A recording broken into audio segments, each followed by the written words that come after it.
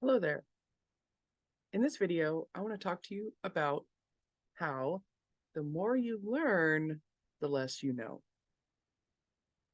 This is kind of a spin off of the old statement, the more you know, the more you realize what you don't know.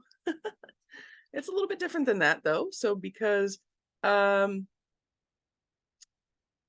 I feel like it's almost a curse that I have so many things going on.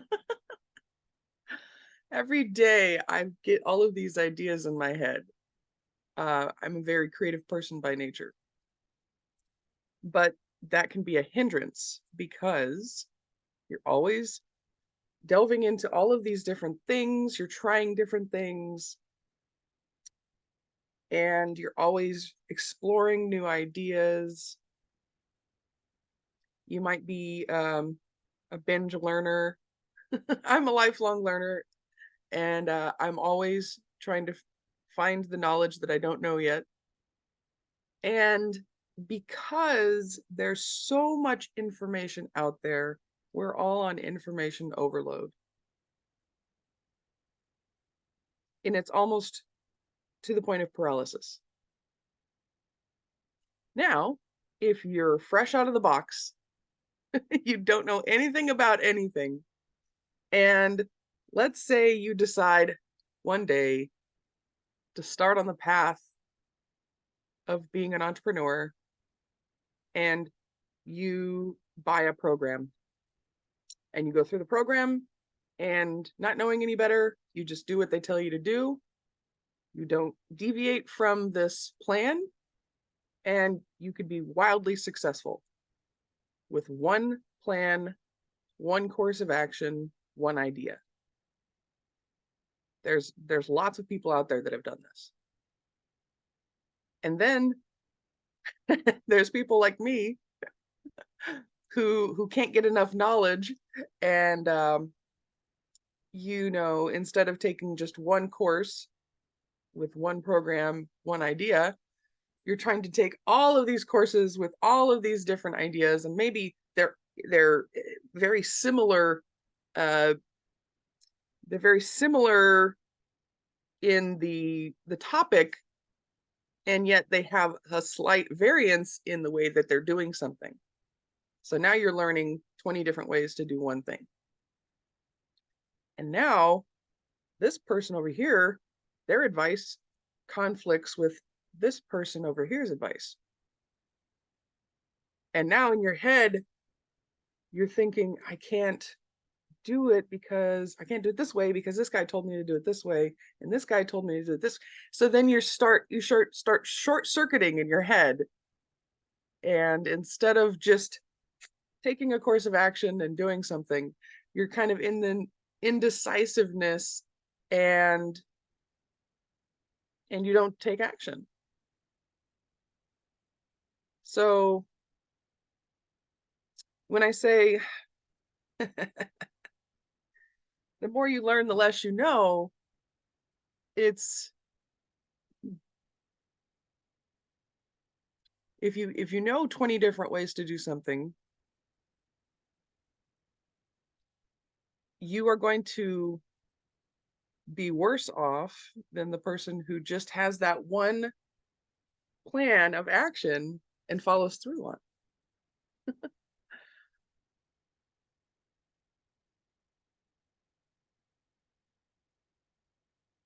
So in a way, let's see, where should I go with this? Because I know I'm putting myself in a bad light, uh, because this is totally me. I'm talking to myself right now. Just do it. Just do one thing. Because that confusion sets in, and now all of a sudden, instead of just doing the one thing, you're caught in this conundrum, and you're like, should I do this, or should I do this, or should I do this, or should I do it this way, should I do it this way? I mean, let me give you a couple of examples. The elevator pitch. When I first learned about the elevator pitch, I heard the person talking about what the elevator pitch is, and then they gave me a structure on how to create my own elevator pitch. I am yada yada, who serves yada yada, whatever the format is, right? So you learn that one format, and you're like, I will master this format, and now I know how to do an elevator pitch. I know how to do an elevator pitch because I just went through this program on how to do an elevator pitch. But now, because you're trying to become even better, instead of just saying, okay, yeah, I got that down. I can check that off. I've done it, mastered it. I know what I'm doing. Now, instead of that, you're going to go take this other course on elevator pitch, and and that person has a completely different structure to how to say the best elevator pitch, the most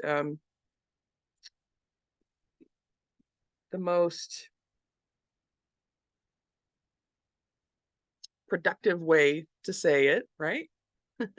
Everybody has their own spin on it, and they all think that theirs is the best way. So now you're listening to all these people who all say that they're the expert at the elevator pitch, and their structures are different. And now you're going, well, you're starting to question yourself because you're going, well, I thought I knew elevator pitches, but my elevator pitch doesn't fit into the structure over here, so maybe I'm no good. I guess I'm not good at elevator pitches like I thought I was.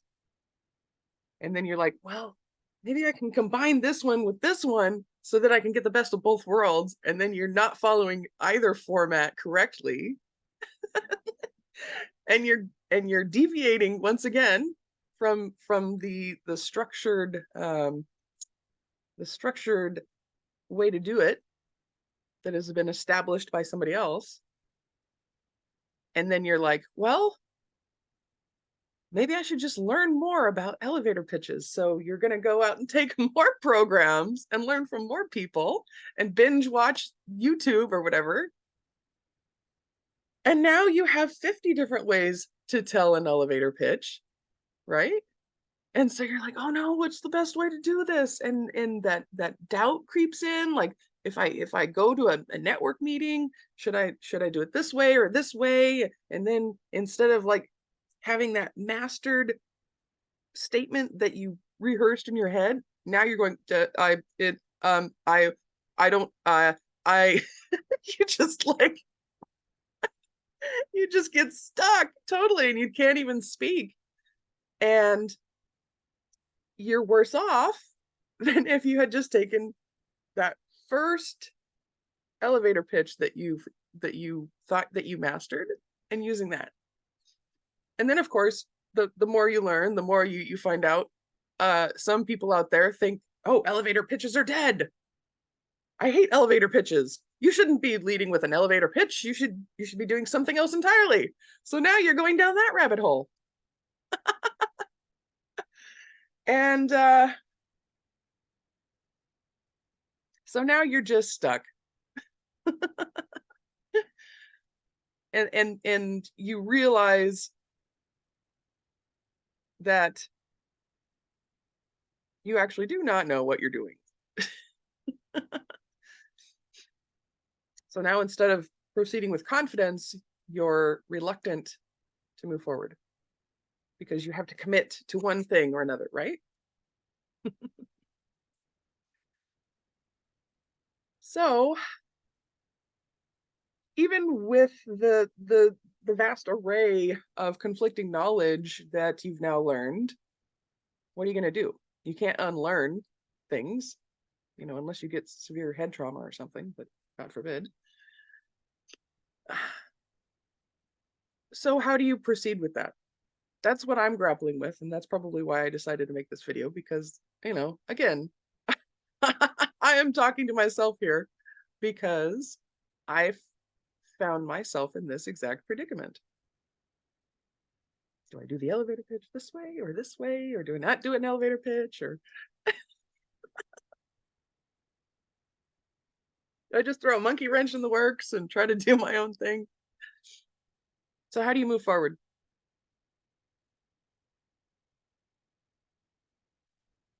I think that the best course of action is to commit to one thing and do it. So if you're stuck in confusion, indecision, um,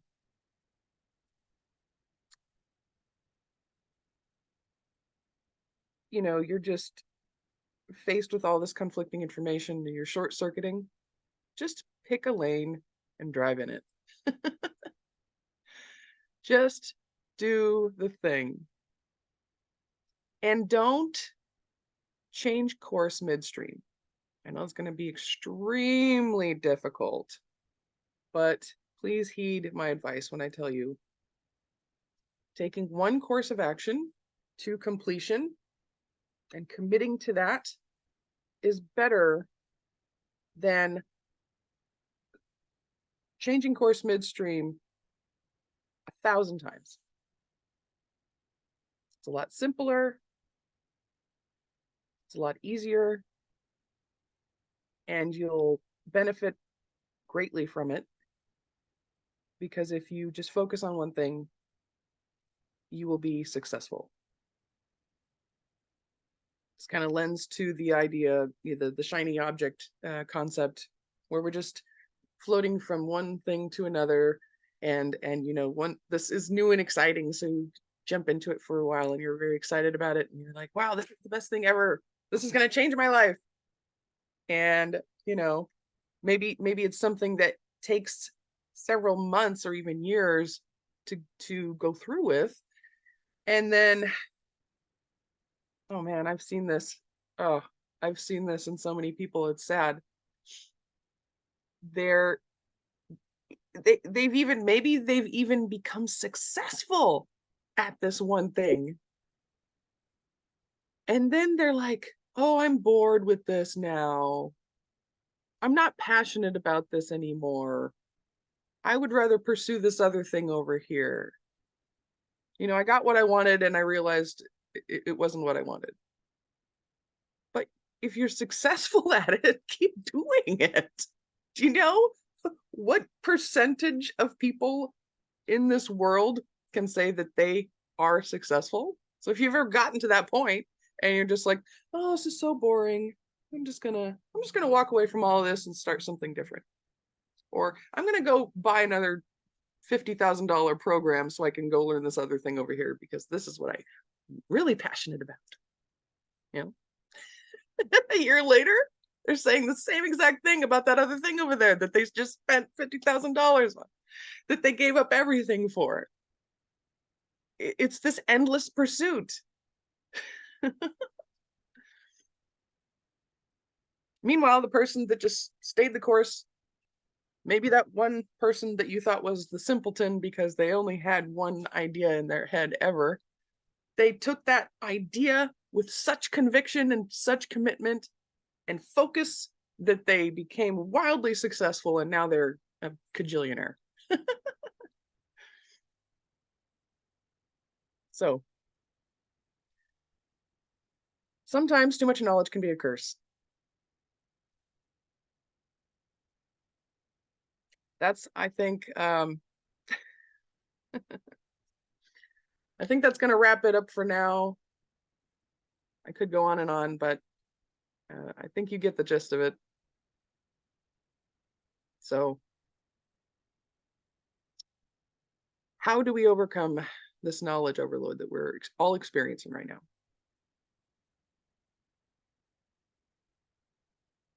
Take some time, journal on it.